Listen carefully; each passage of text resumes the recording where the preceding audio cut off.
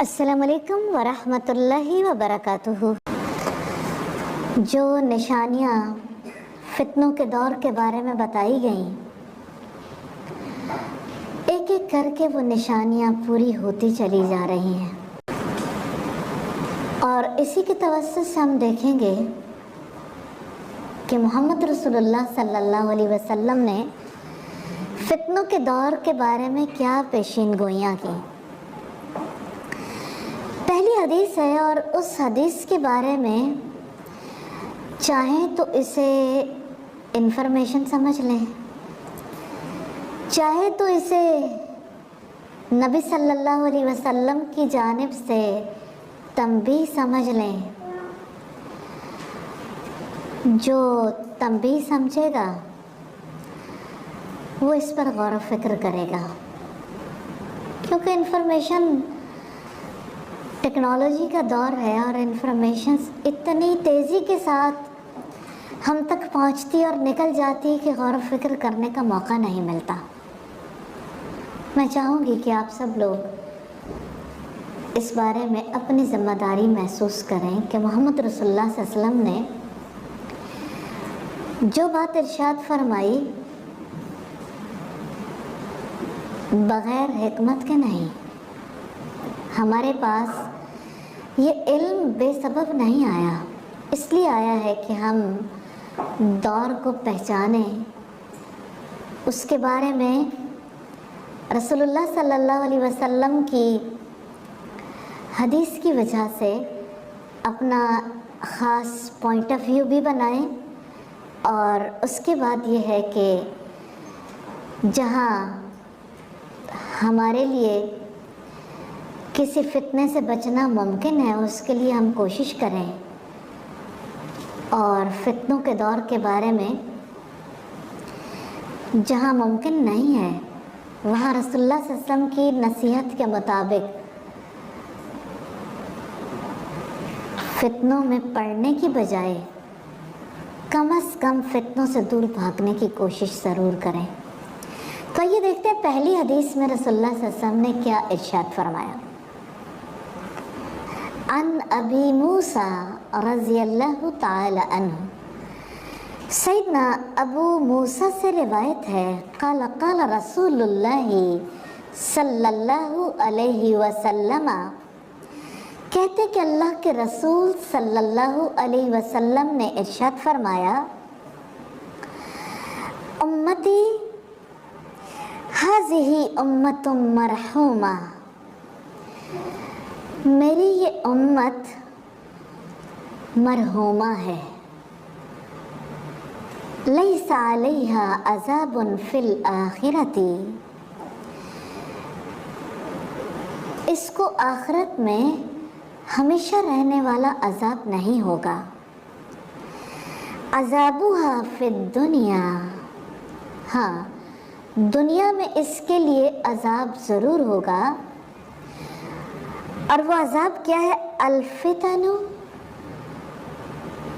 فتنے، والزلازل، اور زلزلے، والقتل، اور قتل سے دوچار ہونا پڑے گا۔ ابو داؤد کی روایت ہے 4278 نمبر پر۔ لفظ توجہ طلب ہے، مرحومہ رحم سے ہے، یعنی یہ امت ایسی ہے جس پر رحم کیا جائے گا۔ یہ اللہ تعالیٰ کی جانب سے اس امت کے ساتھ خصوصی معاملہ ہے، اور نبی صلی اللہ علیہ وسلم نے اس کے توسط سے ہمیں آگاہ کیا ہے تاکہ ہم دنیا میں آنے والے فتنے، آزمائشیں، زلزلے اور قتل و غارت گری کو اللہ تعالیٰ کی تقدیر سمجھ کر برداشت کر سکیں۔ ایک لفظ ہے نا مرحومہ، اس ایک لفظ نے کتنی تسلی دی ہے کہ میری یہ امت مرحومہ ہے، یعنی اس پر رحم کیا جائے گا، آخرت میں اس کو عذاب نہیں دیا جائے گا۔ दुनिया में फितनों में, आजमाइशों में, कत्लो गारत गरी में और ज़लज़लों में ये उम्मत मुब्तला की जाएगी। जैसे अब देखते हैं दुनिया में ज़लज़लों की कितनी कसरत हो गई। 2005 में जो ज़लज़ला पाकिस्तान में आया तो किस तरह से उसने ज़िंदगी को हिला कर रख दिया था, कैसे हमारे कितने इलाके ऑलमोस्ट ज़मीन बोसी हो गए थे। जैसे बालाकोट की बहुत बड़ी आबादी और जैसे नीलम वैली पे हम देखते हैं किस तरह से बड़े बड़े होटल्स भी सिर्फ उनकी 6 मंजिला इमारत है तो आखिरी छत रह गई थी, बाकी सब कुछ ज़मीन के अंदर चला गया। और किस तरह से इस्लामाबाद में बड़े टावर ज़मीन बोस हो गए थे। और यही ज़लज़ले आप तुर्की में आने वाले ज़लज़ले को देखें और मुख्तलिफ़ इलाक़ों में आने वाले ज़लज़ले को देखें तो इससे पता चलता है कि ज़लज़लों की कसरत तो है। और जहाँ तक कत्लो गारत गरी का ताल्लुक़ है, किस कदर आसान हो गई। आज वो दौर है जहाँ पे एक बेटी अपने बाप को कत्ल कर देती है, एक बेटा अपने बाप के बारे में क्या नुक्ता नज़र रखता है, ये ढका छुपा मामला नहीं रह गया। लोगों के अंदर बर्दाश्त कम हो गई है। अगर आप जनरली देखें तो तब भी आप देखेंगे किसी सिग्नल पर थोड़ी देर के लिए रुके हैं, लेकिन गाड़ियां चलते हुए थोड़ा सा मूव करने लगे तो आप एकदम शोर सुनते हैं कि पीछे वालों की बर्दाश्त ख़त्म हो चुकी। ऐसा क्यों है? दुनिया में जब बर्दाश्त ख़त्म हो जाती है ना, लोग एक दूसरे को स्पेस देने के लिए तैयार नहीं होते, तो फिर ज़िंदगी का ख़त्म करना मामूल बन जाता है। और आप जानते हैं कुछ गेम्स ऐसी डिज़ाइन की गई और बनाई गई जिसकी वजह से छोटे बच्चों के अंदर ख़ुदकुशियाँ आम हो गई, जैसे पबजी। और इसी तरह से इससे पहले की बहुत सारी गेम्स हैं। एक खबर आती थी दुबई से कि किसी ने ऊपर से छलांग लगा दी, दूसरी खबर किसी और इलाके से आती थी, तो उस गेम पे पाबंदी आयद हो गई। फिर आगे बढ़े तो देखें जंगों में जितनी बड़ी तादाद ख़त्म हो रही है, बीमारियों की वजह से जितनी बड़ी तादाद ख़त्म हो रही है, अचानक आने वाली वबाएं, फूट पड़ने वाली वबाएं, और एक वबा का इस वक्त हम सब शिकार हैं। और इसी तरह से फिर आप देखिए कि जैसे गुनाहों के असरात की वजह से जो बीमारियां फैल रही हैं, उसकी वजह से कितनी बड़ी तादाद है जो मौत के मुंह में जा रही है। लेकिन जहाँ तक कत्लो गारत गरी का ताल्लुक़ है, उसका बहुत बड़ा ताल्लुक़ खुदा फरामोशी से है। तो कुर्बे क़यामत के दौर में ज़लज़ले तो रब की जानिब से आएंगे, लेकिन इंसानों के गुनाहों की पादाश में। और कत्लो गारत गरी जो इंसानों की जानिब से होगी तो ये खुदा फरामोशी की वजह से और अपने आप को रिस्पॉन्सिबल और अकाउंटेबल ना समझने की वजह से। एक इंसान के अंदर जब ये खुन्नास समा जाता है कि मैं किसी के आगे जवाबदेह नहीं हूँ, जब वो ये समझता है कि मैं जो चाहूँ कर लूँ, कोई मुझे सज़ा नहीं दे सकता,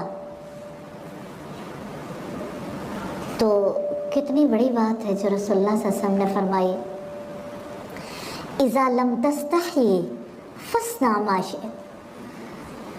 पहली किताबों में, पहले अंबिया की उम्मतों में जो अक्ल की बातें, विज़डम की बातें अंबिया ने बताई, उनमें एक बात ये भी है कि जब तुम बेहया हो जाओ फिर जो तुम्हारे जी में आए कर गुजरो।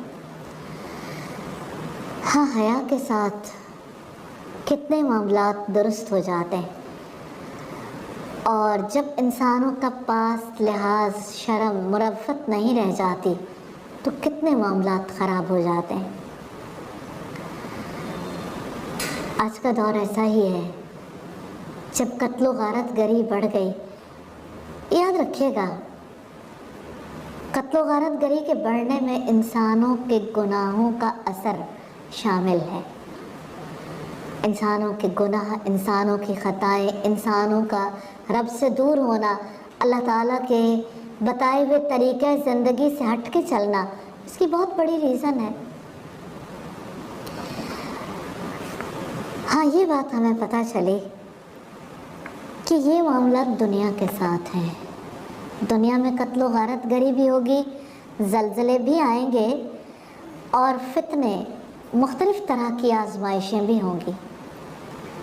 अल्लाह ताला से दुआ है कि इस उम्मत को जैसे अल्लाह ताला ने आखिरत में काबिल रहम समझना, या अल्लाह दुनिया में भी हम पर रहम फरमा दीजिए। और या अल्लाह हमें इन वबाओं से, इस कत्ल गारत गरी से और जो आपकी जानिब से तयशुदा ज़लज़ले हैं, उन आफ़तों से हमें बचा लीजिए। दूसरी हदीस है, दुनिया में सिवाय फितने के कुछ बाकी नहीं। अन मुआविया, सैयदना मुआविया से रिवायत है, यक़ूलु, वो फरमाते थे, समिअतु नबिय्य सल्लल्लाहु अलैहि वसल्लम यक़ूल, कि मैंने नबी सल्लल्लाहु अलैहि वसल्लम को फरमाते सुना, लम यब्क़ मिनद दुनिया, नहीं बाकी रहा दुनिया में, इल्ला बलाउ व फितनतुन, मगर मुसीबतें और फितने। इब्न माजा की हदीस है 4035 नंबर पर, जिस हदीस के तवस्सुत से हमें पता चला कि दुनिया में जिनका दिल लगता है, दुनिया में हम जो कुछ तलाश करते हैं, सब फितना है।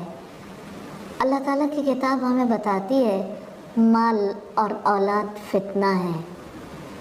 एक बार ऐसा हुआ कि नबी सल्लल्लाहु अलैहि वसल्लम ने हज़रत हसन और हज़रत हुसैन रज़ी अल्लाह ताला अन्हुमा को आते देखा। उनकी वालिदा ने उन्हें सुर्ख रंग के जुब्बे पहनाए थे। आप सल्लल्लाहु अलैहि वसल्लम खुतबा दे रहे थे। आपको डर लगा कहीं गिर ना जाएं, तो आपने माजरत करके मिंबर से उतरे, दोनों बच्चों को उठाया और आके कहा, अल्लाह ताला की बात सच्ची है, औलाद वाकई इंसान के लिए आजमाइश है। मुझे लगा कि ये गिर जाएंगे, इसलिए मैंने बात रोक के इनको उठा लिया। इस बात को समझना बड़ा मुश्किल है कि माल और औलाद इंसान के लिए फितना है, आजमाइश है।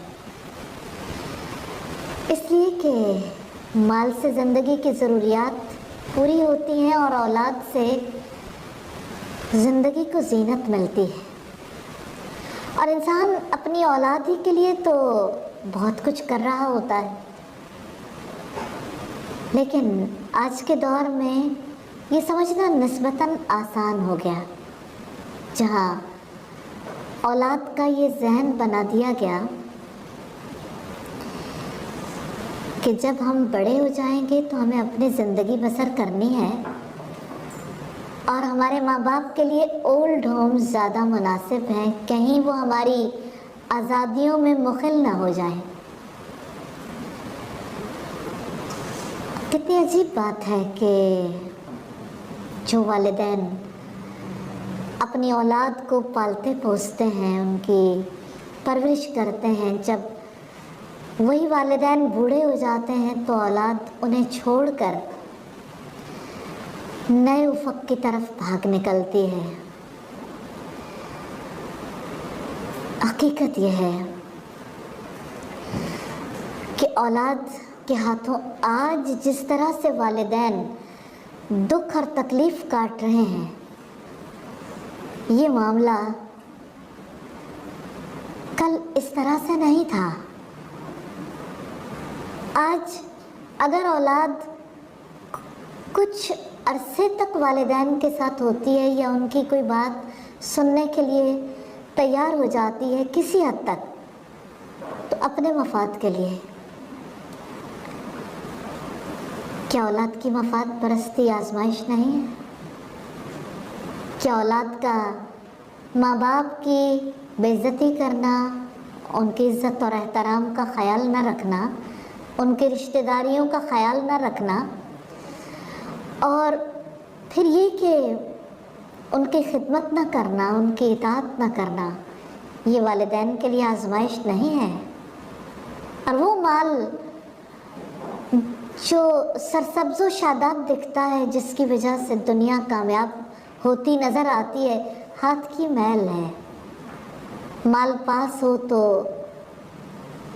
तमाम खुदगर्ज लोग इर्द गिर्द रहते हैं, और माल ना हो तो इर्द गिर्द वाले सब छट जाते हैं। जैसे माल और औलाद आजमाइश है ना, इसी तरह से इंसान के लिए कितनी चीज़ें आजमाइश बन गई। क्या आज का निज़ाम तालीम आजमाइश नहीं है? क्या इस निज़ाम तालीम के तवस्सुत से ऐसे अफराद तैयार नहीं हो रहे जो अपने रब ही का इनकार कर देते हैं?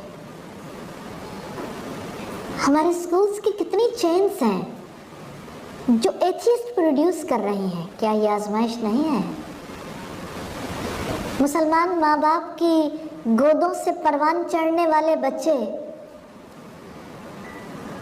जब अपने रब का इनकार करने लग जाते हैं, इनकार तो माँ बाप भी करते थे और करते हैं, लेकिन अहकामात का, रब का नहीं। लेकिन ये जो नस्ल है, इनमें कितनी बड़ी तादाद है। और ख़ास तौर पर जिन स्कूल्स में भेजने के लिए वालिदैन दिन रात मेहनत करते हैं, अपने खून पसीने की कमाई स्कूल्स वालों को पेश कर देते हैं, उन स्कूल से जो नस्ल तैयार होकर निकली है, क्या वो तमाम मुस्लिम उम्मा के लिए आजमाइश नहीं बन गई? ऐसी नस्ल जो ना रब को मानती है, ना रसूल को मानती है, ना इस दीन को मानती है, क्या ये सब कुछ आजमाइश नहीं है? अल्लाह के रसूल सल्लल्लाहु अलैहि वसल्लम ने कितनी सदियां पहले ये पेशेनगोई कर दी थी। कुर्बे क़यामत के दौर में फितनों के सिवा कुछ बाकी नहीं रहेगा। मुसीबतें और फितने, आजमाइशें और फितने। और अब देखिए कि इस आजमाइश को अगर आप देखना चाहें, जितने पर्त खोलेंगे उतनी ही बातें निकलती चली आएंगी। आज इस्लाम की बेटी जब ये कहती है कि पिदरशाही नहीं चलेगी, यानी बाप अगर हमें ये कहता है कि ये चीज़ दुरुस्त है और ये दुरुस्त नहीं है, तो बाप की नहीं मानी जाएगी। अगर हम अपने बाप की मानेंगे तो हम मजलूम हैं। हाँ, बाप के बारे में ऐसा इमेज दे दिया गया कि रात को 3 बजे भी बेटी घर आए तो बाप सवाल ना कर सके। इसको आज़ादी का नाम दिया गया, विमेन एम्पावरमेंट का नाम दिया गया। क्या आज़ादी और आवारगी में कोई फ़र्क नहीं है? ये वाकई मादर पिदर आज़ादी है जो सबके लिए बहुत बड़ी आजमाइश है। और क्या हर एक के हाथ का मोबाइल, ये डिफरेंट गैजेट सबके लिए आजमाइश नहीं बन गई? एक छोटे बच्चे की भी रसाई में है दुनिया के सबसे बड़े बेहयाई के काम, कत्ल गारत गरी, और जो वो देखना चाहे इन मोबाइल्स के थ्रू देख सकता है। एक माँ कितने बड़े धोखे में है जब वो अपने बच्चे को मोबाइल पकड़ाती है। आप 1 महीने के, 2 महीने, 3 महीने के बच्चों को देखिए, उनके लिए मोबाइल सबसे बड़ी अट्रैक्शन बन गई। उस मोबाइल के थ्रू बड़ा अच्छा तो लगता है कि सब लोग आपस में वेल कनेक्टेड हैं, दूर बैठे हुए भी एक दूसरे से वीडियो कॉल कर रहे हैं, लेकिन आप उस माइंड को देखिए जो उस मोबाइल से मुतासिर हो रहा है। और आप छोटे छोटे बच्चों को देखिए कि वो क्या चीज़ें देखते हैं और कैसे उनका जहन बन रहा है। क्या ये सब कुछ आजमाइश नहीं? क्या आज मीडिया, सोशल मीडिया हमारे लिए आजमाइश नहीं बन गया? क्या मुसलमान बेटियों का ये मामला कि वो काफिरों के साथ शादी करने के लिए तैयार हैं, अपने वालिदैन को छोड़ के, अपना मजहब, अपने रब, अपने दीन, अपने तरीके ज़िंदगी को छोड़कर जो काफिरों के पास चली जा रही हैं, क्या ये माँ बाप के लिए और पूरी उम्मत के लिए आजमाइश नहीं है? हाँ, दुनिया में वाकई मुसीबतों, आजमाइशों और फितनों के सिवा कुछ बाकी नहीं रह गया। हदीस नंबर 3 है और ये हदीस बड़ी इम्पोर्टेंट है। मकर और फरेब के साल करीब हैं। जो बात 1450 बरस पहले तकरीबन कही गई, आज हम उनसे गुजर रहे हैं। और आप इस हदीस को इसी तरह से पढ़िए और सुनिए और एनालिसिस करें, तज्जिया करें। कितनी सच्ची पेशीन गोइयाँ हैं जो मोहम्मद रसूलुल्लाह सल्लल्लाहु अलैहि वसल्लम ने की। अन अबी हुरैरा रज़ियल्लाहु ताला अन्हु क़ाल, सैयदना अबू हुरैरा रज़ियल्लाहु ताला अन्हु से रिवायत है, उन्होंने कहा क़ाल रसूलुल्लाह सल्लल्लाहु अलैहि वसल्लम, कि अल्लाह के रसूल सल्लल्लाहु अलैहि वसल्लम ने फरमाया, सयअती अलन्नासी सनवातुन खद्दातुन, करीब है वो मकर और फरेब के साल जो लोगों पर आएंगे।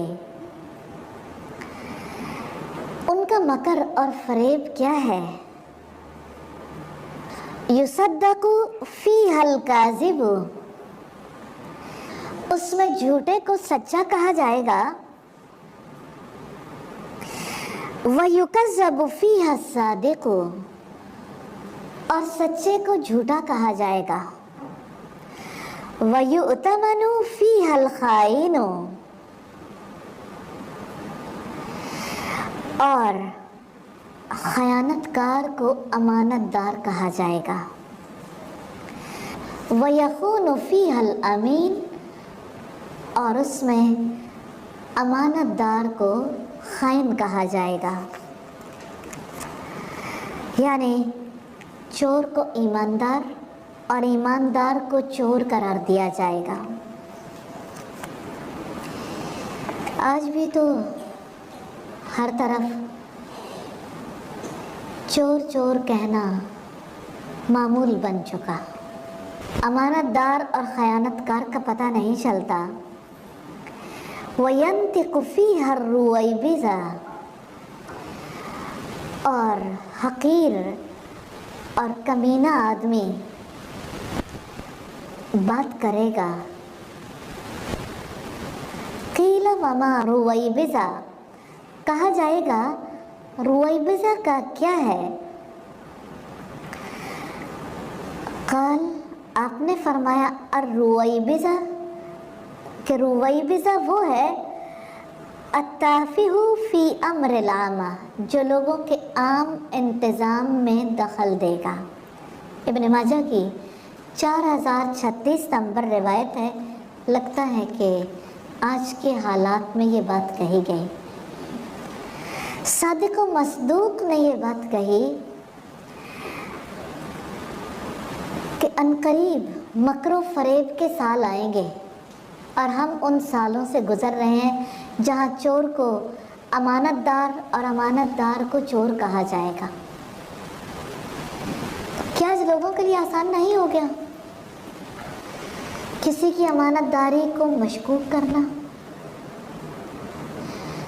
किसी के लिए झूठ बोलना मुश्किल अमर नहीं रह गया, क्योंकि उसकी कोई इज्जत ही नहीं है। उसको इस अमर का कोई افسوس نہیں ہے اگر وہ جھوٹ بول دے، کیونکہ جھوٹے کو کوئی پکڑنے والا، کوئی اس کی ریپیوٹ متاثر کرنے والا نہیں ہے۔ کسی کو اس سے کوئی غرض نہیں کہ کوئی جھوٹ بولتا ہے یا سچ، کوئی امانت دار ہے یا خیانت کار۔ چلیے میں آپ سے پوچھنا چاہتی ہوں، اگر کسی نے اپنی بیٹی کی شادی کرنی ہو اور لڑکا جو ہے وہ کافی مالدار ہو، تو کیا کوئی تحقیق کرنا چاہتا ہے کہ یہ نماز پڑھتا ہے یا اس نے مال کہاں سے کمایا؟ کسی کو ضرورت فیل نہیں ہوتی۔ کون یہ جاننا چاہتا ہے کہ جہاں میں اپنی بیٹی دینا چاہتا ہوں وہ سچا انسان ہے یا جھوٹا، منافق ہے یا مومن؟ کیا ہم ایسے ماحول میں نہیں رہ گئے جہاں سچائی مشکوک ہو گئی، جہاں جھوٹ کو عزت مل گئی؟ ہر جھوٹے کو پتہ ہے کہ وہ جھوٹ بول کر کیسے دوسرے کی عزت کے دھجیاں اڑا سکتا ہے۔ کیا ہمارا میڈیا اس سلسلے میں اہم کردار ادا نہیں کر رہا؟ یعنی میڈیا پرسنز نے اپنے آپ کو ایک ایسے مقام پر رکھا ہے جہاں ان کو کوئی بھی ہائر کر سکتا ہے، برائب کر سکتا ہے۔ کیا ایڈورٹائزنگ ایجنسیز سچی بات لوگوں تک پہنچاتی ہیں؟ انہیں تو لوگوں کا بزنس بڑھانا ہے، سچ جھوٹ ان کے لیے معنی نہیں رکھتا۔ حیا اور بے حیائی ان کے لیے بالکل ایسی ٹرمز ہیں جو وہ اپنے کسی احاطہ خیال میں بھی لانا نہیں چاہتے۔ سوشل میڈیا پر سچائی ڈھونڈنے سے ملتی نہیں ہے۔ کیا یہ قرب قیامت کا دور نہیں ہے؟ اور کیا آج کمینے لوگ زیادہ پاورفل نہیں ہیں؟ کیا نگینے لوگوں کو کمینے لوگ مغلوب کر کے رکھنا نہیں چاہتے؟ رسول اللہ صلی اللہ علیہ وسلم نے فرمایا، کمینہ روائی بیزا اس زمانے میں بات کرے گا، وہ بادشاہ کا مشیر اور حاکم ہوگا۔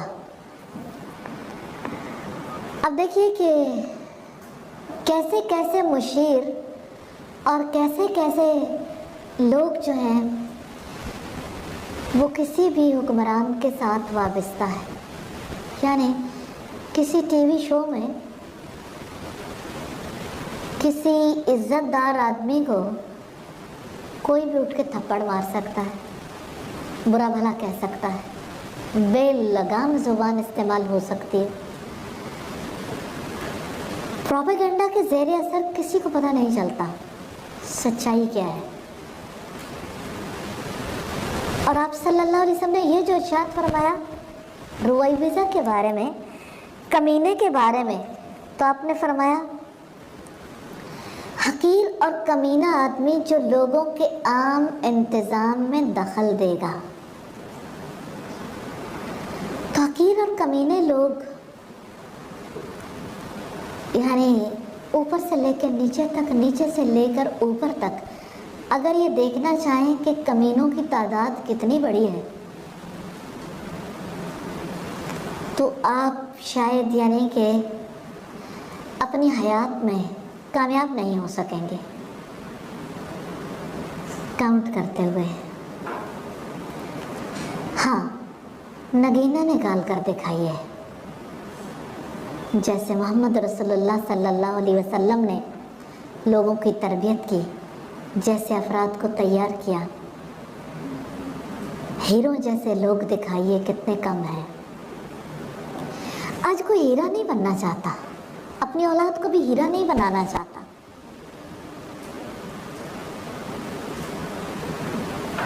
کوئلہ بنانے میں کسی کو افسوس ہی نہیں ہے، سب جو کوئلے ہیں ایک بھاگ دوڑ کا سلسلہ جاری ہے. کیا آج لوگوں کے عام انتظام میں مداخلت کرنے والے لوگ شرفا ہیں؟ میں صرف سوال اس لیے کر رہی ہوں کہ یہ بات پتہ چل جائے کہ یہ دور قرب قیامت کا ہے، اور رسول اللہ نے جو بات کہی ہے وہ سچی، الحمدللہ، اور ہم اس کی تصدیق کرتے ہیں کہ واقعتاً ایسا ہے. حدیث نمبر 4 ہے، فتنے اتار دیے گئے. ان ام سلمہ رضی اللہ تعالی عنہ، سیدہ ام سلمہ رضی اللہ تعالی عنہ سے روایت ہے، ان النبی صلی اللہ علیہ وسلم، بے شک نبی صلی اللہ علیہ وسلم، استیقظ لیلتاً، ایک رات بیدار ہوئے، فقال، تو آپ نے فرمایا، سبحان اللہ، اللہ تعالیٰ پاک ہے، ماذا انزل اللیلۃ من الفتنۃ،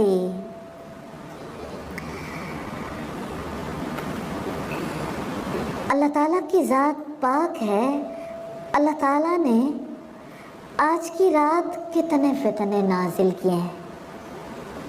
ماذا انزل، کیا کچھ اتارا گیا، اللیلۃ، رات کو، من الفتنہ، فتنے میں سے، ماذا انزل من الخزائن، کیا کچھ نازل کیا گیا خزانوں میں سے آج کی رات. من یوقظ صواحب الحجرات، کون ان حجرے والیوں کو بیدار کرے گا. یا رب کاسیات فی الدنیا عاریۃ فی الآخرہ، کتنی ہی باریک کپڑے پہننے والیاں آخرت میں ننگی ہوں گی. حدیث کے حوالے سے اہم باتیں ہیں. پہلی بات یہ ہے، نبی صلی اللہ علیہ وسلم کی بیداری ہے، اور بیداری پر آپ کا یہ کہنا سبحان اللہ، کہ نقص سے پاک تو اللہ کی ذات ہے، کہ باقی سب نقص والے ہیں، کہ آج کی رات کتنے فتنے نازل کیے گئے اور کتنے خزانے نازل کیے گئے. اور آپ نے فرمایا کہ ان حجرے والیوں کو کوئی بیدار کیوں نہ کرے. آپ کی مراد یہ تھی کہ ازواج مطہرات اٹھیں اور نماز ادا کریں، یعنی تہجد ادا کریں. پھر آپ نے جو بات بتائی کہ کتنی ہی باریک لباس پہننے والیاں ایسی ہوں گی جو آخرت میں برہنہ ہوں گی، ننگی ہوں گی.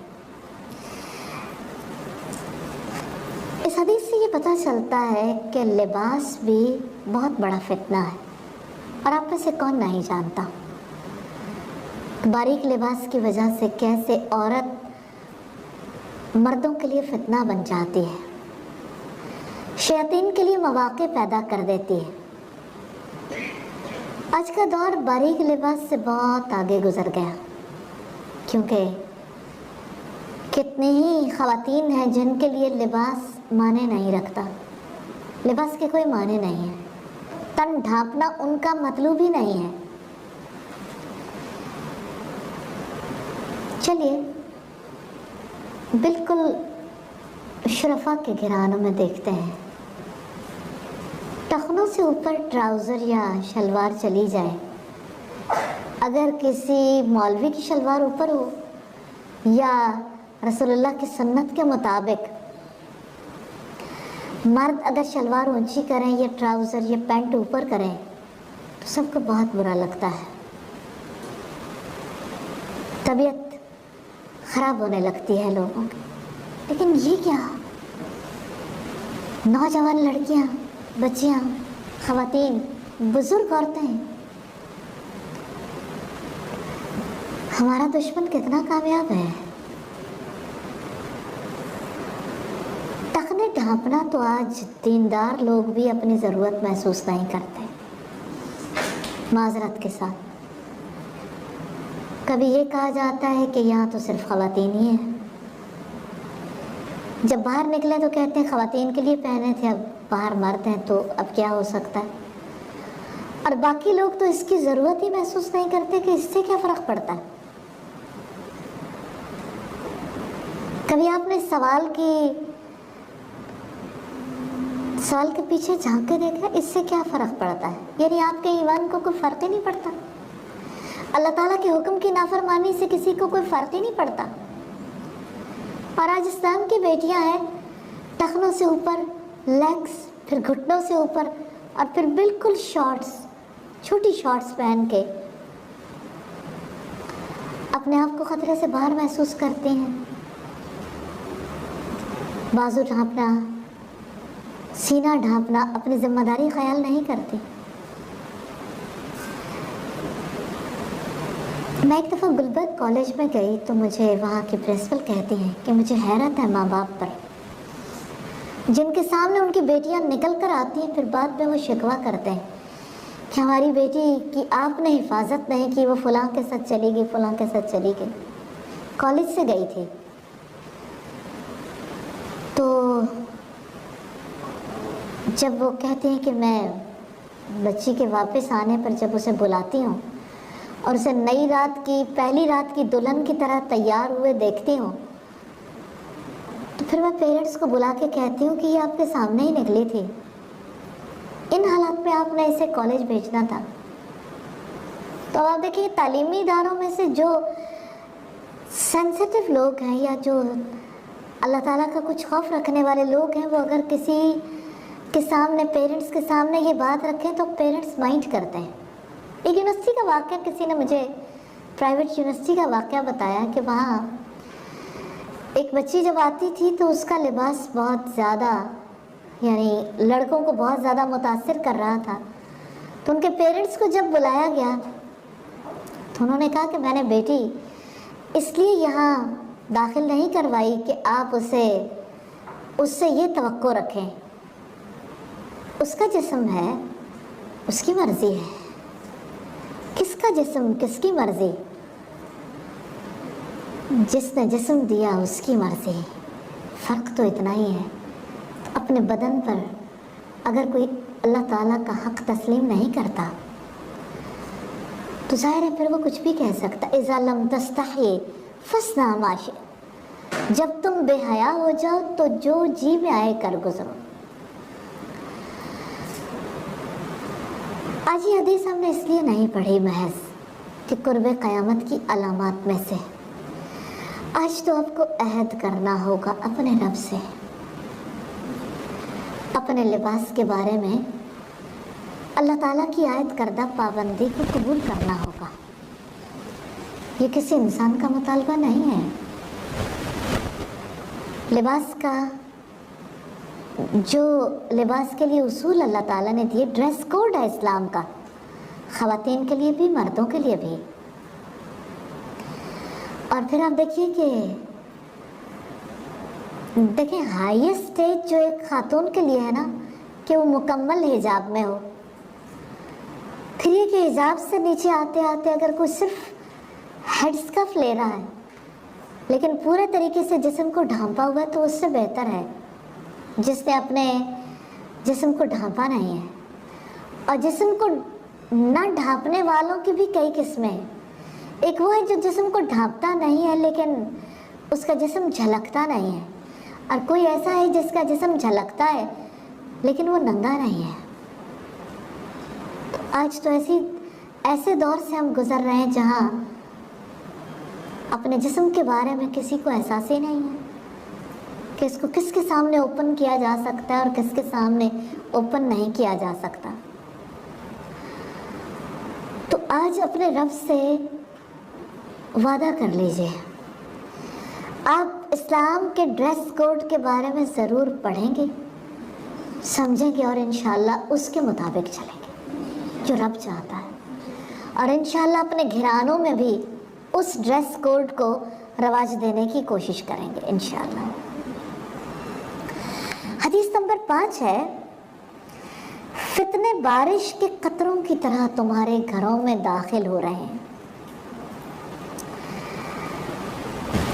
ان اسامہ بن زید رضی اللہ عنہما، سیدنا اسامہ بن زید رضی اللہ تعالی عنہما سے روایت ہے، قال انہوں نے کہا نبی صلی اللہ علیہ وسلم چڑھے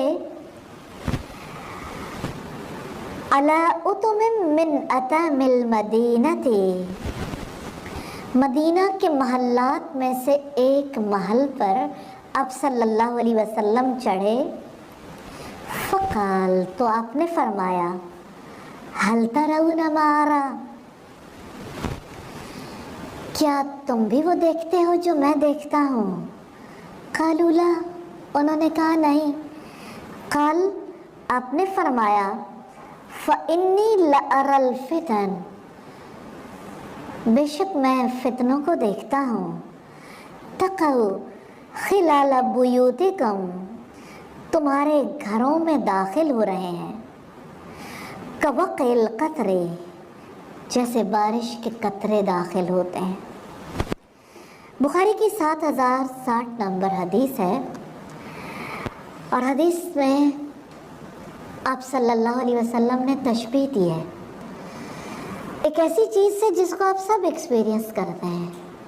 اگر بارش ہو اور بارش کے قطرے کھڑکی سے یا یعنی جیسے ڈائریکٹلی گرتے ہیں، صحن کے اندر آتے ہیں، یا زیادہ بارشیں ہو جائیں تو بارش کمروں تک بھی سم ٹائمز پانی پہنچ جاتا ہے۔ تو جیسے بارش ہوتی ہے نا کھلی کھڑکیوں سے، دروازوں سے اور کھلے گھروں میں جیسے بارش کے قطرے اندر داخل ہوتے ہیں، اسی طرح سے فتنوں کو میں نے آپ کے گھروں کے اندر داخل ہوتے دیکھا۔ کل جو فتنے تھے بڑے آبویس تھے، زیادہ تھے، اب بہت زیادہ ہو گئے۔ کل کے جو فتنے تھے وہ فتنے کنٹرولیبل تھے، اب معاملہ آؤٹ آف کنٹرول ہو گیا۔ اب جو کچھ گھروں کے اندر داخل ہو رہا ہے، کسی کی کوئی ایکسس نہیں ہے کہ ان فتنوں کو روک سکے۔ ایک موبائل کے تھرو کیا کچھ گھروں میں داخل ہو رہا ہے، آپ کے وجود کے اندر کیا کچھ داخل ہو رہا ہے، جو آنکھ دیکھتی ہے،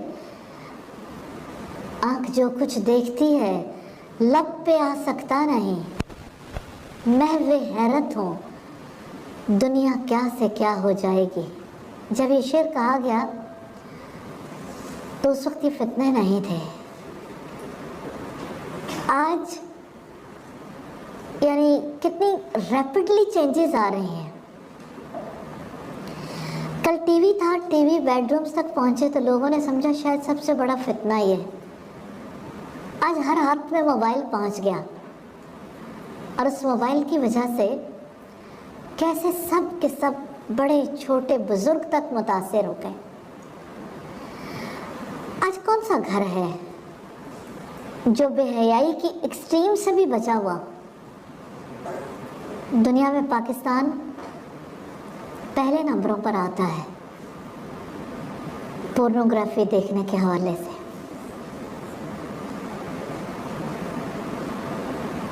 جو کچھ ملاحظہ کیا جاتا ہے، کیا اس کا قلب و ذہن پہ اثر نہیں ہوتا؟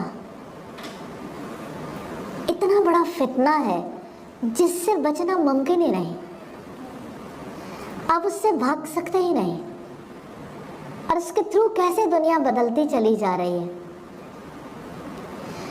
ایک فرد یہاں بیٹھا ہے، پوری دنیا میں ایکسس کر سکتا ہے۔ کبھی آپ کو یاد ہوگا جیسے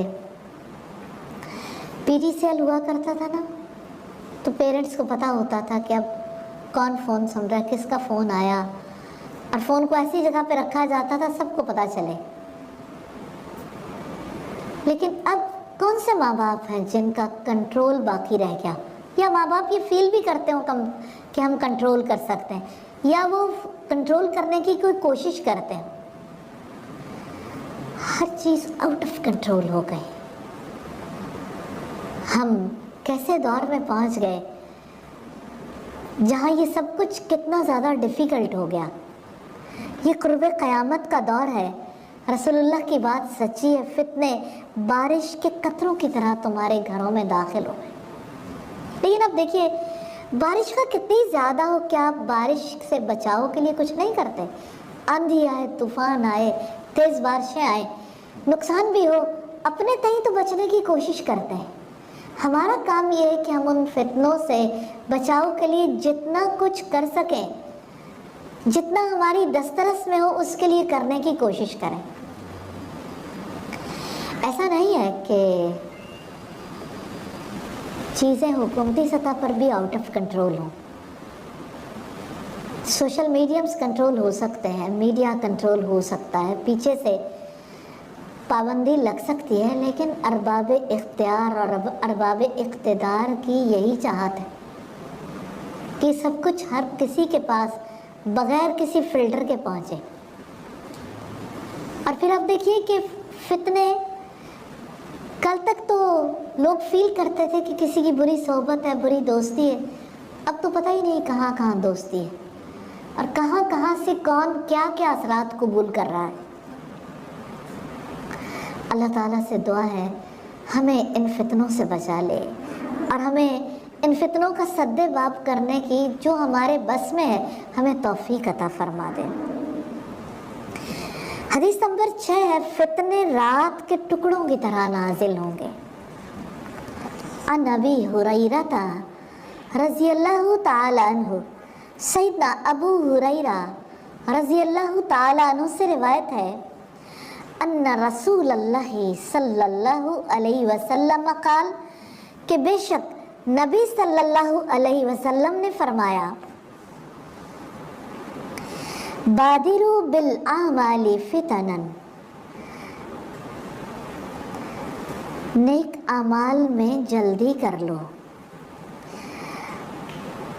تذکرہ ہے فتنے کا، کقطع اللیل المظلم، تاریک رات کے ٹکڑوں کی طرح۔ فتنوں کے واقع ہونے سے پہلے پہلے نیک اعمال کر لو۔ یصبح الرجل مؤمنا ویمسی کافرا، آدمی صبح کو مومن ہوگا، شام کو کافر ہوگا۔ ویمسی مؤمنا ویصبح کافرا، شام کو مومن ہوگا اور صبح کو کافر ہوگا۔ یبیع احدہم دینہ بعرض من الدنیا، لوگ دین کو دنیا کے سامان کی خاطر فروخت کر دیں گے۔ ترمذی کی 2195 اور 2197 نمبر روایت۔ حدیث میں پہلی بات جو توجہ طلب ہے، تاریک رات کے ٹکڑوں کی طرح فتنوں کے واقع ہونے سے پہلے پہلے نیک اعمال میں جلدی کر لو۔ رسول اللہ صلی اللہ علیہ وسلم نے فتنوں کو رات سے تشبیہ دی ہے، کیونکہ رات تو سب کے تجربے میں آتی ہے۔ تو ایک تو رات ہے وہ جو 14ویں کی رات ہے، اور ایک وہ رات ہے جو اندھیری رات ہے۔ تو تاریک رات کے ٹکڑوں کی طرح، یعنی فتنے ایسے آئیں گے کہ بالکل گھپ اندھیرا ہے۔ اس سے پہلے کہ وہ فتنے واقع ہو جائیں، اس سے پہلے پہلے نیک اعمال میں جلدی کر لو۔ یہ ہے اصل بات، یہ ہے وہ چیز جس کی طرف توجہ کرنے کی ضرورت ہے کہ کرنے والے کام آپ نے کرنے تو ہیں، ان میں تیزی لے آؤ، جلدی کر لو۔ وقت گزر جائے گا اور ہاتھ ملتے رہ جاؤ گے۔ جب فتنے تمہارے گھروں میں داخل ہو گئے، جب فتنوں نے تمہیں ڈھانپ لیا، جب فتنوں کا تمہیں ادراک بھی نہ ہوا، تو نیک عمل کرنے کا موقع نہیں ملے گا۔ دیکھیے رشیا میں کیا ہوا، ایک صاحب لکھتے ہیں کہ میں رشیا کی اسٹیٹس میں سے ایک اسٹیٹ میں گیا، اور یہ چچنیا تھا جہاں پر وہ گئے۔ کہتے ہیں کہ میں نے لوگوں سے کہا کہ، یعنی جب میں ملا لوگوں سے تو انہیں کہا کہ کیا آپ لوگوں کے پاس قرآن ہے؟ تو انہوں نے کہا نہیں. لیکن لوگوں نے بتایا کہ قرآن یاد ہے. تو انہوں نے کہا کہ میں نے قرآن لیا، قرآن جو میرے پاس تھا میں نے پڑھنا شروع کیا، تو میں آیت کو شروع کرتا تو آگے سے سب لوگ اسے، یعنی بچے بھی اور لوگ جو ہیں وہ آگے سے اسے پڑھنا شروع کر دیتے. تو مجھے بڑی حیرت ہوئی کہ یہ سب کیا ہے. ہاں، رشیا نے جن سٹیٹس پر قبضہ کیا تھا وہاں مسلمانوں کی مسجدیں استبل بنا دی گئیں، لوگوں کو نماز پڑھنے کی اجازت نہیں تھی، اذان نہیں ہو سکتی تھی. لوگوں کے لیے اسلام کو پریکٹس کرنا تو دور کی بات، اسلامی نام بھی کوئی نہیں رکھ سکتا تھا.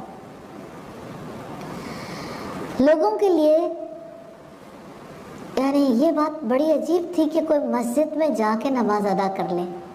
لیکن انہوں نے اپنی جنریشنز کی فکر کی، انہیں اتنے برے حالات میں بھی قرآن حفظ کروایا، اتنے برے حالات میں بھی اس کے لیے انہوں نے کسی حد تک تھام کے رکھنے کی کوشش کی. لیکن سب کچھ ان کے ہاتھ میں نہیں تھا، کیونکہ ہر چیز بدل چکی تھی. نہ وہ ڈریس اپنی مرضی سے پہن سکتے تھے، نہ وہ اپنے مسلمان بچوں کے نام اسلامی رکھ سکتے تھے، نہ انہیں اسلامی شاعر سکھا سکتے تھے. تو دنیا میں جہاں جہاں بھی باطل کا غلبہ ہوا ہے اس نے اسی طرح سے پنجے گاڑے. آج آپ لوگوں نے اس بچی کا جس کو ہیرو بنا کے پیش کیا گیا، رول ماڈل بنا کے پیش کیا گیا، آج آپ نے اس کا بیانیہ نہیں پڑھا نکاح کے بارے میں، نکاح کی ضرورت کے بارے میں، اور اپنا ذاتی موقف انہوں نے دیا کہ نکاح نہیں کرنا چاہتی اور نکاح کی ضرورت ہی محسوس نہیں کرتے. کیا پاکستان میں نکاح کا نیا ضابطہ انٹروڈیوس نہیں کرایا جا رہا؟ اب نکاح اس طرح سے نہیں ہوں گے کہ کوئی نکاح خان نکاح پڑھا دے. اب اس کے لیے نئی اسکیم انٹروڈیوس کی جا رہی ہے. ہم کس بھول میں ہیں کہ چند عورتیں اگر عورت مارچ کے نام پہ نکلتی ہیں تو وہ صرف عورت کی آزادی کا مارچ ہے؟ نہیں، اللہ کے قانون سے بغاوت ہے. کبھی کبھی ایسا ہوتا ہے نا کہ اللہ تعالیٰ کسی کی بات کو سامنے لے آتے ہیں. وہ بزرگ بھی آپ کو یاد ہوں گے، بزرگ کہتے ہوئے دل خفا ہوتا ہے، جنہوں نے کہا تھا کہ ہمارا عورت کا مسئلہ اس وقت تک حل نہیں ہو سکتا جب تک کہ نکاح کا سلسلہ ختم نہیں ہو جاتا. تو اصل ایجنڈا کیا ہے کہ نکاح ختم کر دو.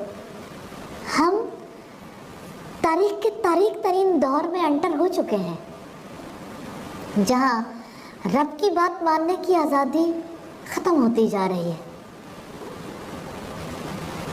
جہاں پہ لوگوں کے سامنے جو کچھ پیش کیا جا رہا ہے وہ فرق ہے، ریالٹی فرق ہے. آج کی صورتحال بہت تکلیف دہ ہے. ہر آنے والے دن میں اسلام کو پریکٹس کرنا مشکل ہوتا جائے گا. اس سے پہلے کہ بازی ہار جائیں، اس سے پہلے کہ ہمارے لیے ایسے اصول ضابطے بن جائیں کہ ہمارے لیے اسلام پریکٹس کرنا ممکن ہی نہ رہے، نیک اعمال میں جلدی کر لیں. کیا آپ محمد رسول اللہ صلی اللہ علیہ وسلم کی وصیت کو قبول کرنے کے لیے تیار ہیں کہ نیک اعمال میں جلدی کر لیں؟ تو یاد رکھیے گا، علم عمل کا امام ہے. علم کے بغیر نیک اعمال نہیں ہوتے، کیونکہ یہ قرآن و سنت کا علم ہے جس کی وجہ سے انسان کا دل یقین کرتا ہے. اس ایمان اور یقین کی وجہ سے انسان عمل کرتا ہے، اور جو صاحب عمل ہوتا ہے وہ دوسروں تک بھی پہنچاتا ہے. تو پہلی بات تو ہے نیک اعمال میں جلدی کرنے کی، اور دوسری بات ہے جو اسی سے ریلیونٹ ہے، صبح کو آدمی مومن ہوگا، شام کو کافر، اور شام کو مومن ہوگا تو صبح کو کافر۔ کیا آج ایسا دور نہیں ہے؟ کتنے بچے ہیں جو رات کو مسلمان ہوتے ہیں، جب گھروں سے نکلتے ہیں، جب نشہ کرنے کے لیے پہنچتے ہیں، جب ہماری بڑی معروف چینز کی چھتوں پر کھلے آسمان تلے آئس نشہ کیا جاتا ہے، جس سے بچے 1 سال کے اندر اندر شیزوفرینیا کے پیشنٹ بن جاتے ہیں۔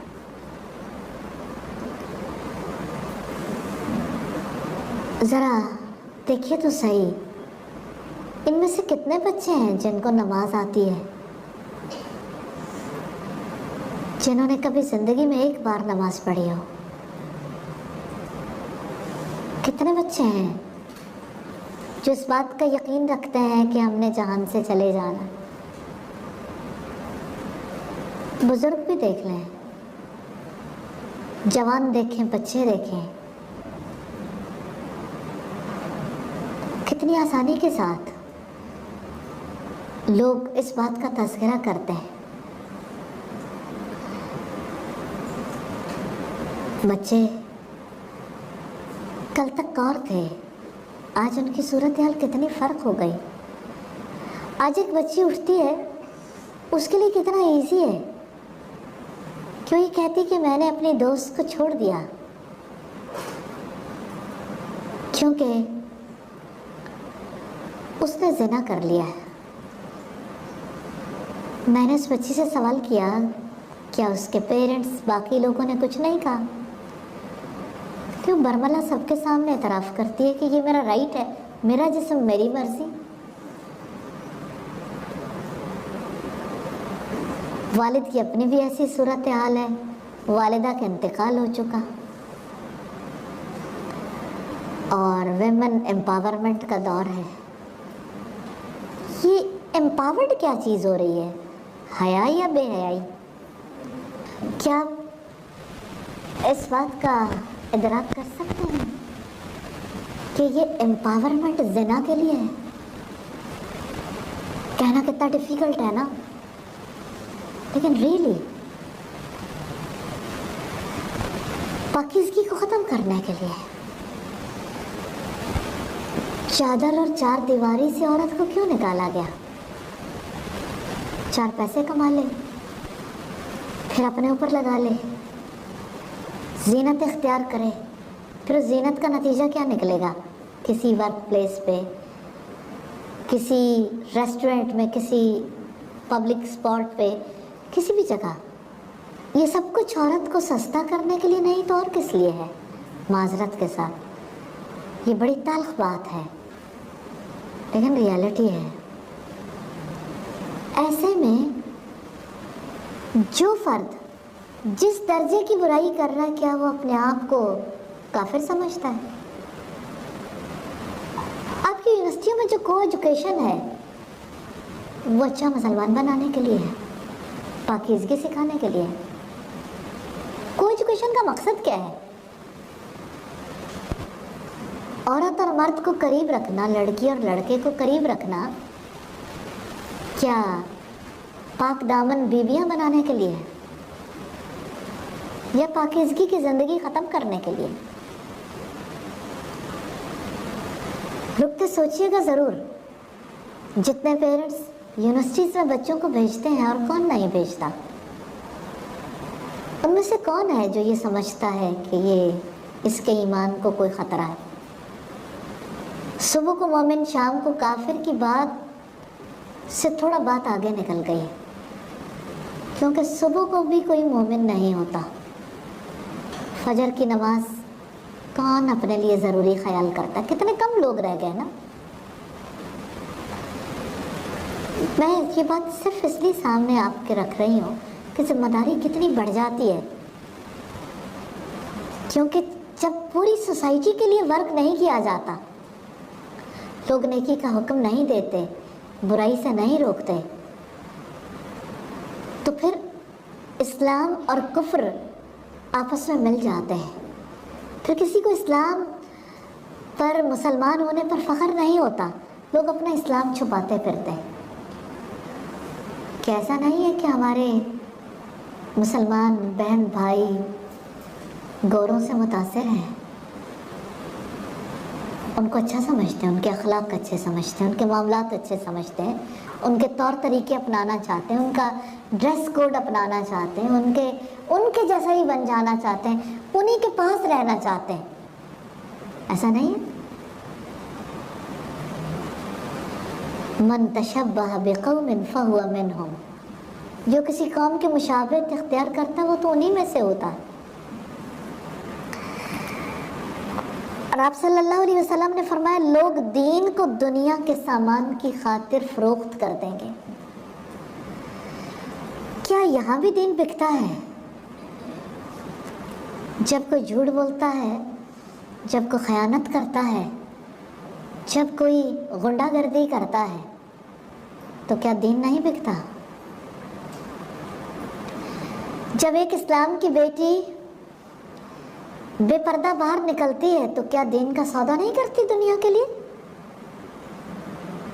کیا جب ماں باپ کو ایجوکیشن میں بھیجتے ہیں، کیا جب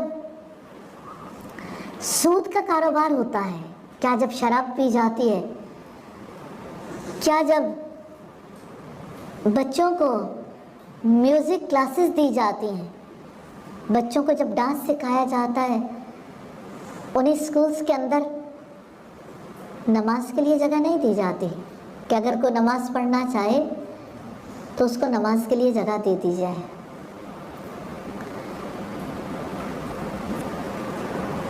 سب کو دنیا کیوں عزیز ہے؟ یہ کیوں لگتا ہے ہمیشہ دنیا میں ہی رہنا؟